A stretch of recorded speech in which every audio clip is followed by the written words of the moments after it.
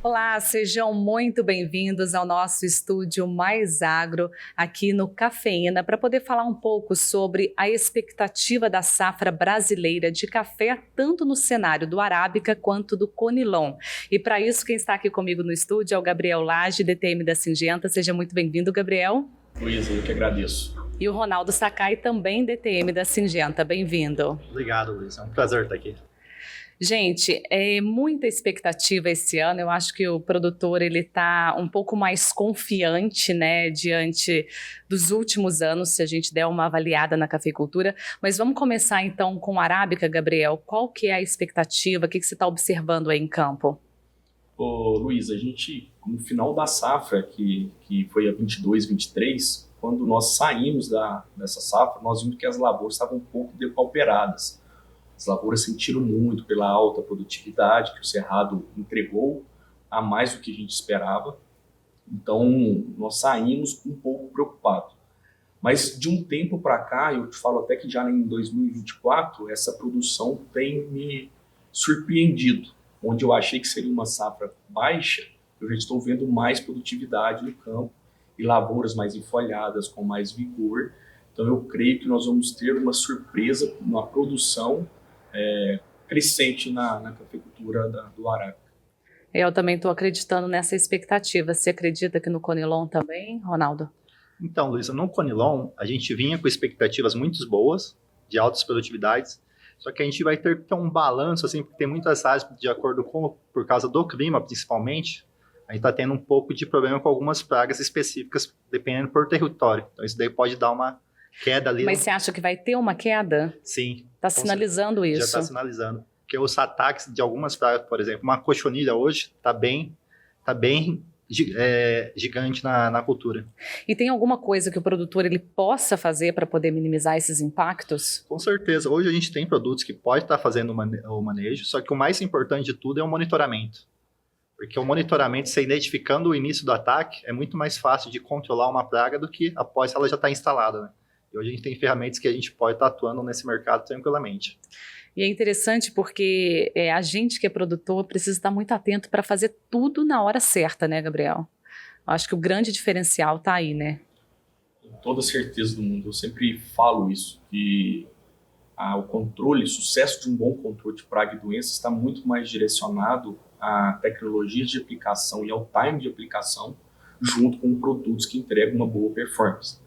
Não adianta ter só produtos com uma ótima performance se a gente não souber o momento exato de entrar na lavoura. E quando a gente perde esse time, eu vou te falar, é uma tristeza, é sofrido.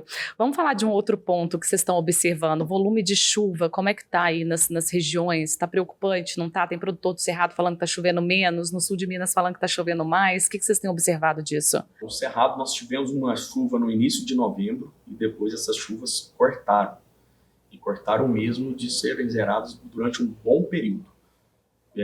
Deparamos com muitos plantios de café mal feitos, né, que tiveram que ser replantados pela falta de chuva, mesmo em regiões que são irrigadas pela alta temperatura e por não suprir a necessidade ideal, né, de água. E isso veio agravando, sim. Até falo que um dos motivos que me levava a acreditar que não teria uma boa produtividade eram os grãos terem demorado para ter o enchimento por completo, pela falta de chuva.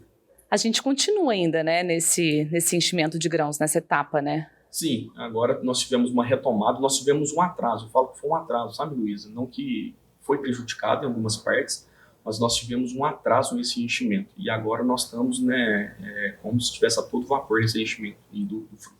E como que está lá na região do Conilon? No Conilon, que é o sul da Bahia e o Espírito Santo, a gente veio com falta de chuva até novembro, altas temperaturas. A partir de dezembro começou a ter chuvas, né? A temperatura manteve alta, só que a gente tem visto chuvas constantes. E como a cultura é irrigada, essas chuvas, apesar de não ser homogênea, constante, já ajuda a encher os reservatórios, que está dando uma certa tranquilidade para o produtor hoje. Então lá clima não é problema? Clima... É problema. É problema. É problema sempre. É que, na verdade, são os extremos que a gente está sofrendo, né? Chuvas, como fala, altas quantidades de precipitação num curto espaço de tempo. Mas é melhor que não ter. Porque como a cultura é irrigada, você enchendo o reservatório, você já ajuda muito. E aquele calorão que teve na florada? Todo mundo falou que aquilo ia atrapalhar a safra. Como é que vocês estão avaliando isso? Realmente, na época que estava aflorada, temperaturas muito altas, né? E aí a gente começa a ver algum não pegamento de florado como a gente precisava que acontecesse, né? Previa que ia acontecer. E mesmo em áreas irrigadas também, por causa de altas temperaturas e baixa umidade do ar que prejudica essa florada. Eu acho incrível quando a gente olha e está tendo a oportunidade de conversar com vocês, é ver como que o Brasil é grande, como que é distinto em cada região, né? Você acabou de apontar que no Conilon talvez não vai ter tanto a expectativa de safra como os produtores estavam esperando. No Arábica a gente já está vendo uma possibilidade de crescimento. O que acontece que essas regiões são tão diferentes, tão distintas, Ronaldo? É o tamanho do nosso país, né? São áreas muito grandes e a gente fala assim que cada região é como se fosse uma cultura diferente, né? São realidades diferentes, produtores diferentes. Então isso daí, essa adaptação regionalizada é o que faz o sucesso da cultura, né? E os diferentes sabores na xícara, né? Sim, também. Você é apaixonado por café, Gabriel? Nossa, tomo café, não consigo sair de casa sem tomar café. Você já está há quanto tempo na atividade? Eu estou na atividade, na verdade, eu acho que eu nasci, cresci, me tornei um profissional, um homem, um pai de família na cultura do café. Mas atuando diretamente com o café há 13 anos. E o que mais te encanta, assim, nesse universo? É muita coisa que me encanta. Tudo que eu tenho na vida e hoje eu devo à cultura do café. Então, falar do café me encanta. Estar com o produtor me encanta. Mas o que me deixa mais satisfeito em trabalhar com essa cultura é que o produtor ele é apaixonado pelo que ele faz. É verdade. Quando a gente vai até a fazenda, a gente não pode só ir lá para rodar a lavoura do produtor e ir embora. Não, a gente tem que sentar, tem que tomar um café, tem que escutar a história do produtor. Isso nos faz membro daquele movimento, né, daquela pertencimento junto com o produtor. Isso nos traz uma alegria, de conforto, de saber que somos úteis para o produtor também. E você, como chega no café, Ronaldo? Então, eu sou novo nessa cultura, em torno de 6 meses, Não né? vai sair mais, né? Mas eu sou um bom tomador de café, gosto muito de tomar café, então isso daí já vim com essa realidade. E agora estou mexendo com a cultura. É uma cultura desafiadora, de muito esse prazer que o Gabriel falou que a gente vê do produtor. Você chegar e ele querer fazer aquele café dele mesmo para você tomar, é um prazer que ele tem, né, para os visitantes. É uma cultura extremamente interessante. E o que você está observando que é mais desafiador? O desafiador é totalmente essa questão de diferentes regiões, a realidade para cada produtor. Então, a gente sabe que todo mundo quer entregar cada vez o máximo, então, e a nossa função é trazer as soluções para eles, né? Então, esse daí é o nosso serviço hoje, que a gente tem o prazer de fazer de levar essas soluções para o campo. Aproveitando que a gente está aqui falando de desafio, vamos falar um pouco de desafio de pragas e doenças nesse período, né? O que o produtor precisa olhar? Ô Luiz, agora a gente tem que ter um olhar muito clínico, devido às altas temperaturas e o clima úmido, é o momento ideal para a presença de ferrugem. Então esse é o nosso cuidado principal. E quando uma lavoura é atacada por ferrugem, qual que é o prejuízo? Esse prejuízo é muito grande, porque afeta diretamente as folhas que caem e, consequentemente, diminui a fotossíntese, que é o que mantém a planta durante todo o tempo. Né? E o produtor ele precisa fazer o quê, então? Qual que é a inovação, a tecnologia? Além dele ter um conhecimento prático para saber o momento exato da entrada dos principais produtos para o controle da doença, é atuar ou aplicar produtos que garantam uma boa eficiência no controle dessas pragas. E quando a gente fala, por exemplo, de broca e de bicho mineiro, que são as principais pragas, quando você tem uma lavoura que chega a ser depauperada, é porque atingiu quantos por cento? Grande patrimônio, Luísa, do produtor ou da planta de café é a folha. A folha é que faz tudo, a ferramenta, né, a máquina do café ficar em atividade. E quando a gente perde essa folha, a gente perde todo o potencial produtivo. E, Ronaldo, quando a gente olha para o Conilon, quais são os principais desafios em pragas e doenças nessa época? Hoje, Luísa, o maior desafio, vamos lá, recordando, né? A gente veio de altas temperaturas, muita escaldadura deu problema no campo, né? Então a gente vê que tem plantas que já vai com uma reserva um pouquinho menor, né? Porque ela fez menos fotossíntese e gastou energia. E o desafio hoje que a gente vai encarar são as doenças e bactéria. Por causa das chuvas, essa bactéria tem persistindo bastante na cultura. E a gente tem uma solução muito boa chamada Miravis-Du, que está revolucionando esse mercado. E no cenário de pragas, como a gente vem com calorzão, então a gente vem com alta intensidade agora principalmente cochonilha, mas a gente vê casos de ácaro, bicho mineiro também, ataques muito fortes, e broca já passou um pouco do momento de ataque dela, mas é sempre bom estar em alerta das revoadas, né? E quais são as dicas para o produtor para ele ser cada vez mais eficiente? Hoje é o time. É o time, né? É o time. Como o Gabriel já falou, além do time, depois vai para a pulverização e depois a gente vai para a escolha do produto, né?